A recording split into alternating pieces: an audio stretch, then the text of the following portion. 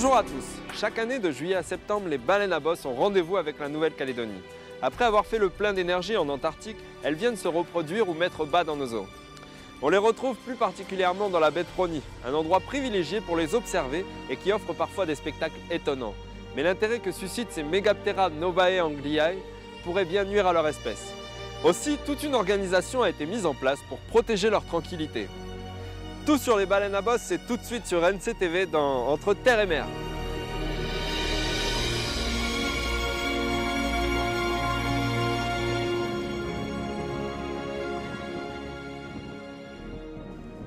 Mais pour commencer, nous avons rendez-vous avec Marc Oremus, un biologiste marin spécialisé dans les mammifères marins, qui va tout nous dire sur ces mastodontes de la mer. Bonjour Marc Oremus. Bonjour Antoine. Alors vous êtes biologiste marin, vous travaillez notamment avec Opération Cétacés et vous êtes le spécialiste des mammifères marins. Alors ça tombe bien parce qu'on aimerait en savoir un peu plus sur les baleines ici en Nouvelle-Calédonie.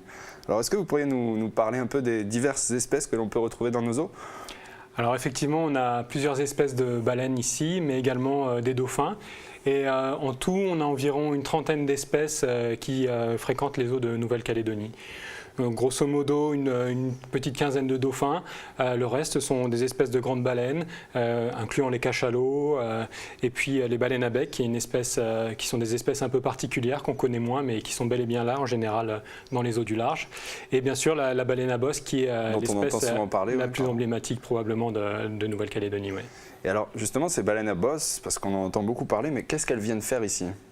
Alors les baleines à bosse, elles arrivent ici en Calédonie pour se reproduire en fait. Donc les mères, les femelles arrivent pour mettre bas et puis les mâles viennent ici pour se reproduire avec les femelles. Actuellement, c'est-à-dire qu'elles arrivent généralement autour du mois de juillet, on peut en avoir un petit peu avant, au mois de juin, et elles vont être là tout au long du mois d'août et mois de septembre avant de quitter nos eaux. Est-ce une espèce menacée ? Alors c'est un peu particulier pour les baleines à bosse. Globalement, l'espèce se porte bien de par le monde. La plupart des populations sont en augmentation, mais il y a des exceptions. Et la principale exception, c'est la population, ou en tout cas les populations qu'on retrouve dans le Pacifique Sud, qui elles sont encore considérées comme en danger. Justement, vous parlez de danger, mais voilà, ici, il y a une certaine effervescence du whale watching, l'observation des baleines en bateau. Est-ce que vous pensez que cela peut avoir un impact sur le comportement des baleines ? Il y a des études qui ont été menées par Opération Cétacés ici en Calédonie qui ont montré qu'effectivement la présence de bateaux autour des groupes de baleines pouvait avoir un impact sur leur comportement à court terme. C'est-à-dire que les baleines changent leur comportement quand elles sont approchées par des bateaux.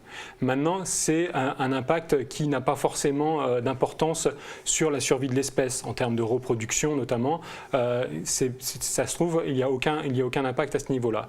Mais c'est quelque chose qui est assez difficile à établir puisqu'il faudrait des années et des années de données et de recherche pour pouvoir détecter un effet sur la population à long terme. D'accord. Et il y a aussi une préoccupation, je dirais presque mondiale, mais on parle beaucoup en ce moment de réchauffement climatique. Est-ce que cela pourrait avoir encore une fois un impact ou perturber la reproduction des baleines ? Ce qu'on pense, c'est que le changement climatique va surtout affecter les espèces qui se trouvent au pôle, puisque c'est là où va y avoir vraiment un impact sur les écosystèmes et donc notamment sur les espèces sur lesquelles se nourrissent les mammifères marins. L'impact sera certainement moindre dans les régions tropicales, encore qu'on en est à un niveau de questionnement et que beaucoup d'études, beaucoup de temps va être nécessaire pour vraiment savoir ce qui va en être. Alors Marc, une baleine, ça peut vivre combien de temps ? On ne sait pas exactement jusqu'à combien d'années une baleine peut vivre. Vraisemblablement 40, 50 ans, c'est des âges qu'elles peuvent assez facilement ou fréquemment atteindre. Maintenant, on ne peut pas déterminer facilement l'âge d'une baleine, si ce n'est à partir d'un cadavre de baleine.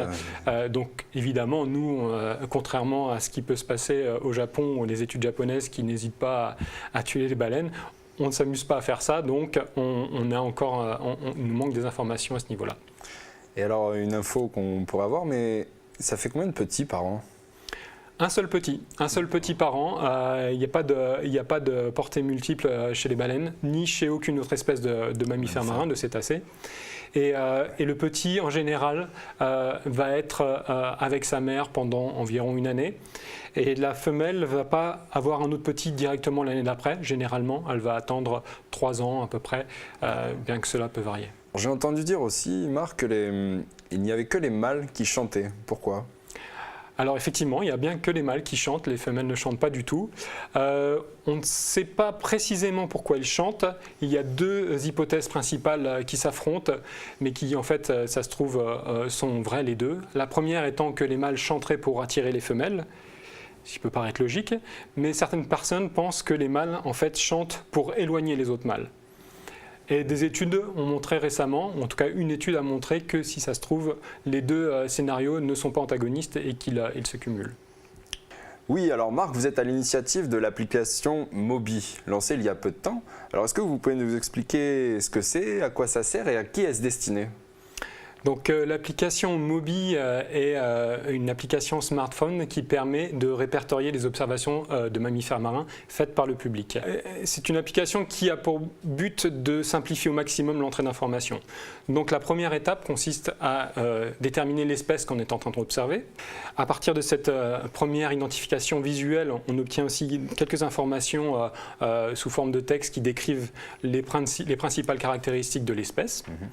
Une fois qu'on a décidé de l'espèce qu'on a en face de nous, la deuxième information d'importance pour nous, c'est la localisation de l'observation. Où est-ce qu'on a vu ou où est-ce qu'on est en train d'observer cet animal ou ces animaux. Donc là, le téléphone peut fournir directement une information s'il a un GPS intégré, ce qui est de plus en plus le cas avec les nouveaux smartphones. Ou alors, on peut simplement indiquer un texte qui va indiquer le lieu approximatif de l'observation. L'information suivante qui nous intéresse, c'est le nombre approximatif d'individus. Donc quand on a une baleine, par exemple, c'est assez facile de déterminer. Lorsqu'on se trouve avec un groupe de dauphins qui contient plusieurs dizaines d'individus, c'est un peu plus difficile. Donc on indique le minimum et le maximum d'individus que l'on pense avoir en face de nous. La dernière chose qui nous intéresse, mais qui est facultatif, c'est des images. Alors les images, elles peuvent être obtenues directement avec le smartphone. Et donc là, si c'est le cas, on peut directement télécharger ça et avoir ça attaché au rapport qui va être transmis. Ou alors on indique en cochant simplement une case qu'on a pris des images par ailleurs avec un autre appareil photo. Et là, on peut faire le relais pour récupérer cette information. Ça peut être très important, notamment pour les espèces un peu plus rares qui sont difficiles à identifier. L'image, pour nous, constitue vraiment la donnée ultime pour confirmer l'identification. En quoi cette application est utile finalement ? Alors, cette application a deux buts principaux. Le premier, c'est bien sûr de collecter un maximum d'informations nouvelles sur ces espèces. Le deuxième objectif de cette application, c'est un objectif ludique, de sensibilisation à la protection du milieu marin, via un intérêt pour les espèces emblématiques. C'est donc un projet de science participative qui a pour but vraiment d'impliquer les gens et les pousser en fait à regarder un petit peu plus précisément ce qui les entoure et en prendre note et de se rendre utile de par ce fait. Marc, est-ce qu'il existe une législation internationale en ce qui concerne la protection des baleines, des cétacés ? Alors non, il n'existe pas de législation à proprement parler. Il y a un moratoire qui a été signé par la plupart des pays pour la protection, pour arrêter la chasse industrielle des baleines. Un moratoire qui a été plus ou moins détourné, notamment par les Japonais, sous couvert de chasse scientifique. Mais internationalement, il n'y a pas de loi qui protège ces animaux. Ce sont des législations à l'échelle locale, comme ici en Calédonie par exemple. Merci Marc. Merci pour Antoine. cette information. Puis à une prochaine. À une prochaine. Au plaisir. Maintenant, direction la baie de la Somme, où nous allons retrouver les Whale Watchers. Ces observateurs de baleines vont nous emmener découvrir ces magnifiques cétacés de plus près. Mais attention, pas question de les déranger. Leur tranquillité est même régie par un code de bonne conduite, comme vous allez le voir.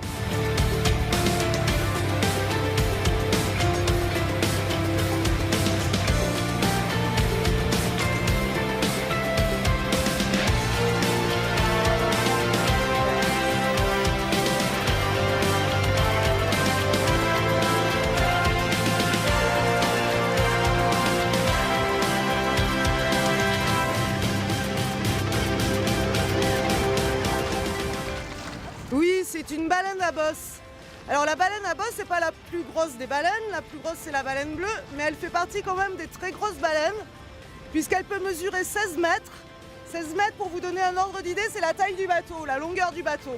Tout d'abord, ce qu'on va observer et chercher en premier, c'est le souffle des baleines. La baleine va souffler par son évent quand elle va remonter de son apnée. Elle va vider l'air qui lui reste dans les poumons et reprendre sa respiration pour repartir ensuite en profondeur.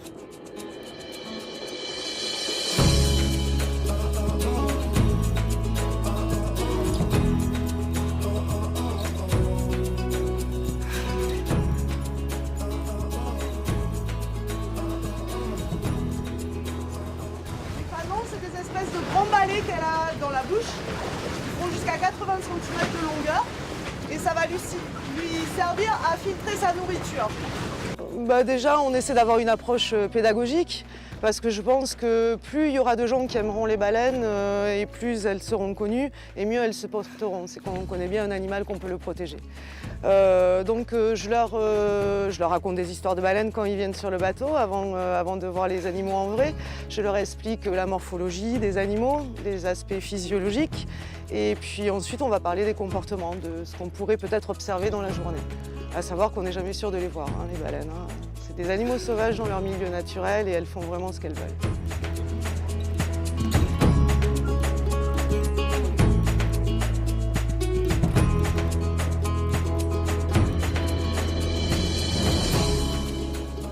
Oui, alors sur le coup des 8h30, on est parti de la baie de Prony pour monter sur le catamaran.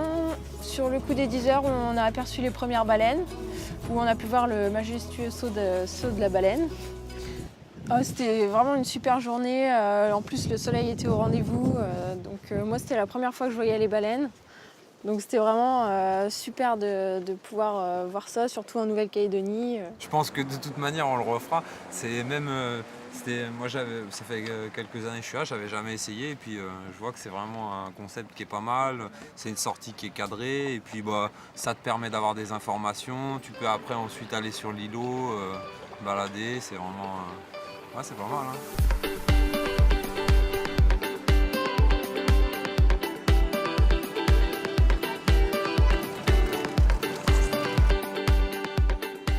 Super sortie avec vue des baleines magnifique, très émouvant pour moi en tout cas, un moment fort. On a vu des baleines, après on a mangé, on est allé sur une île et mon papa et moi on a failli se perdre.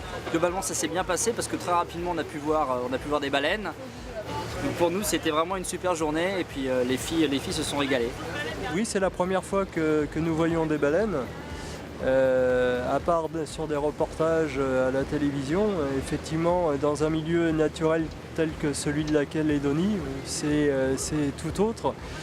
Ça nous permet de voir effectivement évoluer ce mammifère dans son milieu naturel, dans une belle île qu'est la Nouvelle-Calédonie.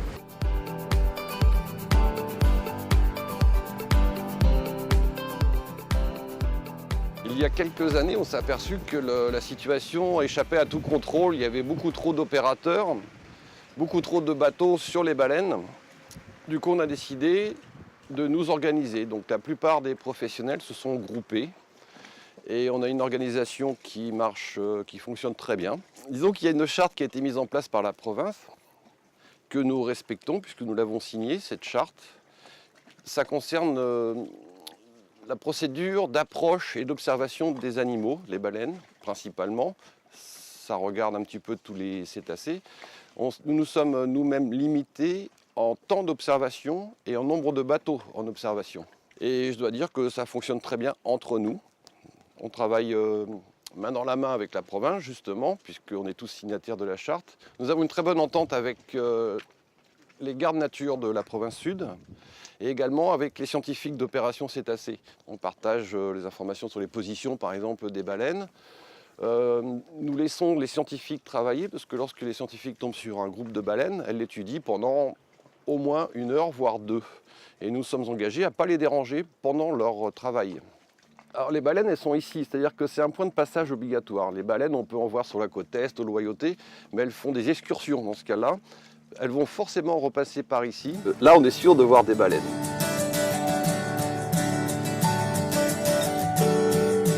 C'est le seul pays au monde où on a organisé du vrai whale watching professionnel en voilier. C'est-à-dire que la plupart du temps, on fait la recherche des baleines à la voile.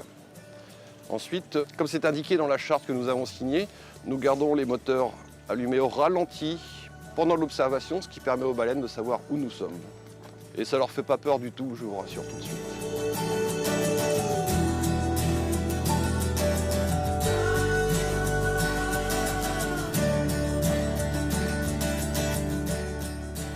C'est pour la plupart des gens la première fois qu'ils voient ces animaux-là et c'est vraiment des images inoubliables. Franchement, c'est des animaux tellement passionnants, tellement beaux, tellement gracieux dans l'eau. On sent vraiment qu'elles n'ont aucune agressivité et leur vie est passionnante. C'est vraiment des animaux fabuleux.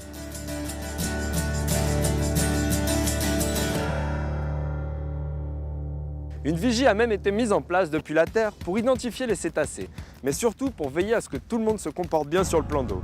Direction le Cap Endoi où Cyril est en pleine surveillance.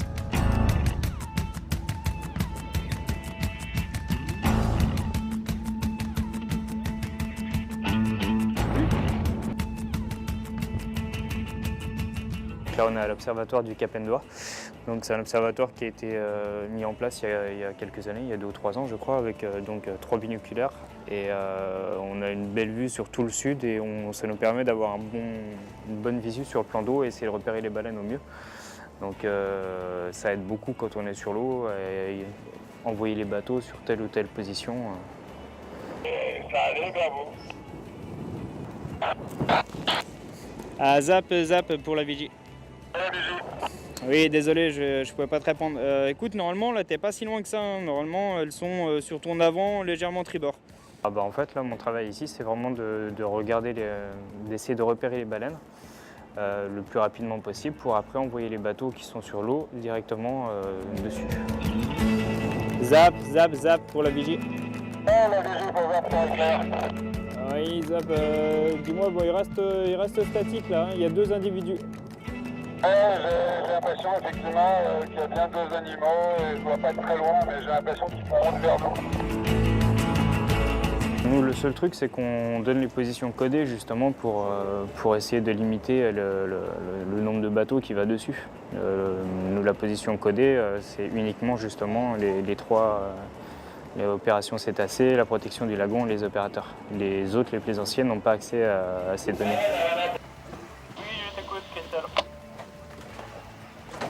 J'ai entendu que tu donnais une position tout à l'heure. Est-ce que tu peux me répéter la position en carte codée, s'il te plaît? Les baleines sont pile entre deux, là, entre Nirvana et Percé. Alors, donc on est en relation avec tous les bateaux qui sont sur l'eau. Donc aussi bien les opérateurs, ceux qui font du whale watching, que la protection du lagon. Donc la protection du lagon, ils ont aussi une vigie qui est là très souvent, on va dire, surtout tous les week-ends, mais de temps en temps, s'ils ont les permanences en semaine, eux ils se mettent plus au phare. Et ils ont aussi des bateaux qui sont sur l'eau. Et après, on est aussi en liaison avec Opération Cétacés, les scientifiques, qui eux ont un bateau aussi sur zone et une vigie au phare également. Pour s'assurer de la tranquillité des baleines, les gardes de la protection du lagon redoublent de vigilance et surveillent la fréquence des whale watchers, ainsi que la durée du temps de leur observation. Ils peuvent même aussi verbaliser certains plaisanciers, peu coopérants ou trop curieux. Je vous propose de les suivre dans leur travail.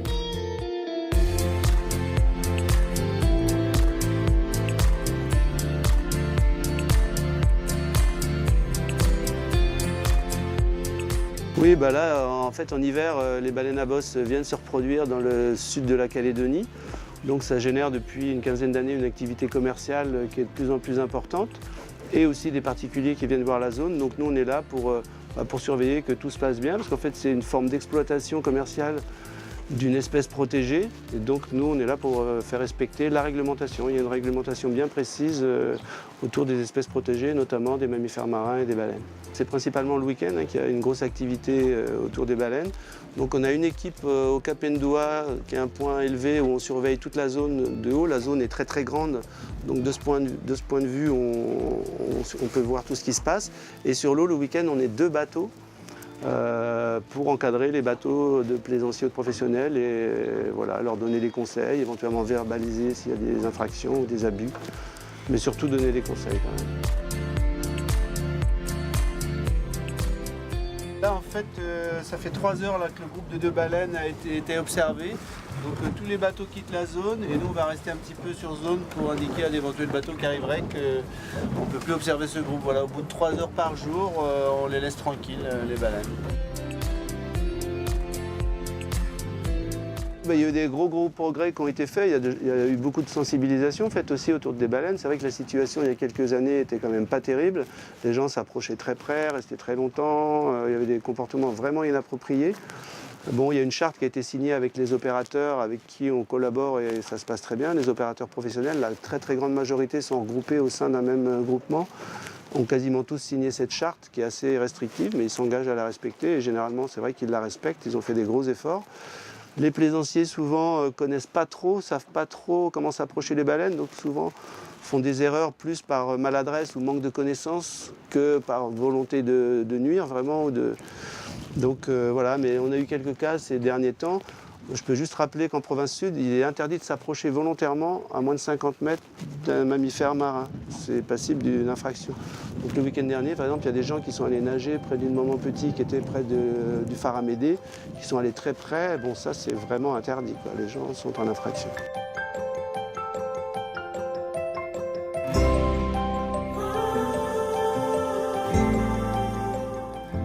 Toute la période de juillet à fin septembre correspond en ce moment à l'arrivée des baleines qui viennent se reproduire ou mettre au monde leurs petits, donc pour les baleines qui étaient là l'année précédente et qui se sont reproduits.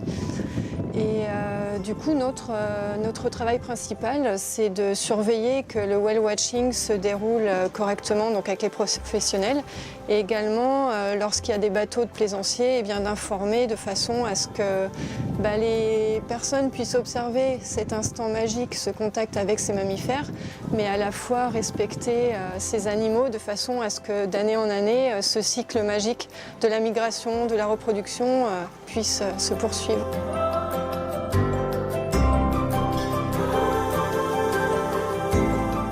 Il y a deux choses. Donc effectivement, le Code de l'environnement sanctionne les actions qui sont négatives contre ces animaux, mais on informe avant tout parce que les gens, des fois, n'ont pas conscience qu'ils font quelque chose de mal.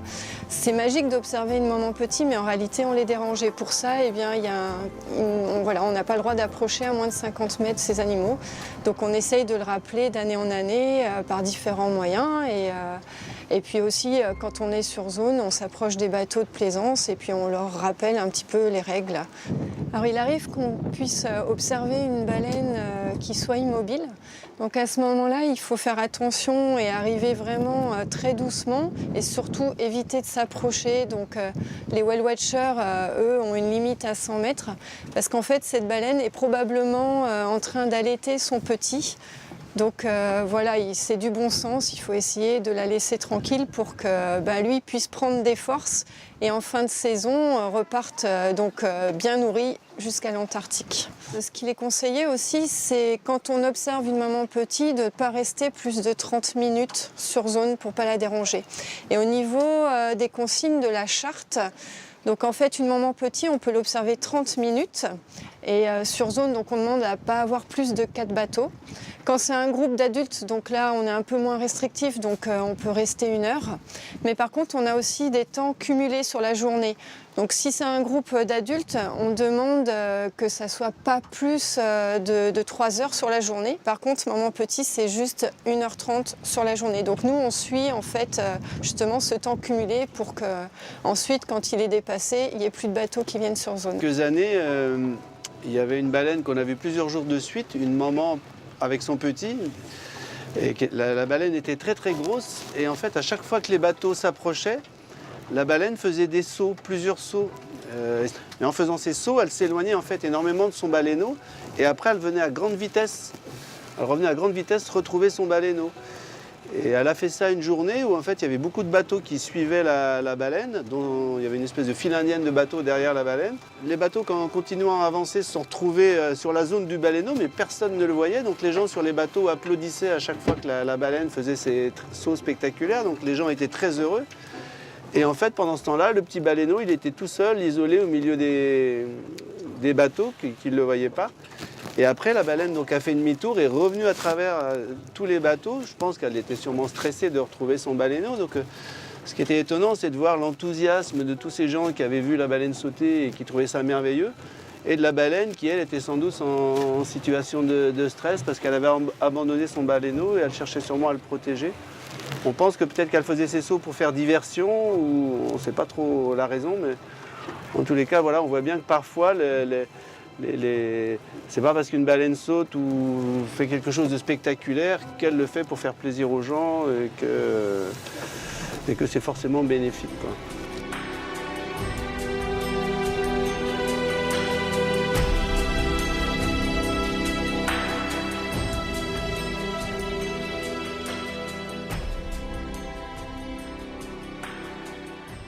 Voilà, notre émission touche à sa fin. J'espère que vous prendrez bien soin de nos baleines pour qu'elles se plaisent toujours autant dans nos eaux calédoniennes et qu'elles continuent à s'y reproduire.